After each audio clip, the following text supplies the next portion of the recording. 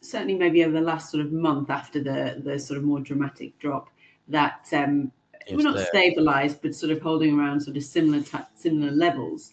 Yes. What's sort of happened is obviously, the shock, again, sentiment coming out, the shock about the tariffs, sort of the knee-jerk reaction of sort of panic or what that's going to look like, and then sort of the back and forth from other countries, we're going to do this, we're going to do that. And then now there's a little bit more settled because we are seeing negotiations, and while there will be tariffs, there are probably slightly better conversations happening now than there was when it first got announced, so that's obviously positive. But what they're thinking is, again, it's people's time frames. At the moment, that's where we're at. What's it going to look like in the next few months? What's it going to look like in the next 12 months for your move to Portugal, depending on or property purchase? There still could be other things that come out.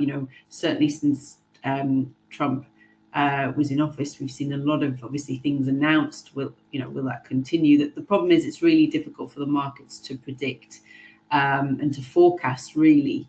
I mean, yes, they can focus on data such as inflation data and then sort of gauge whether the Fed or the ECB are going to cut interest rates.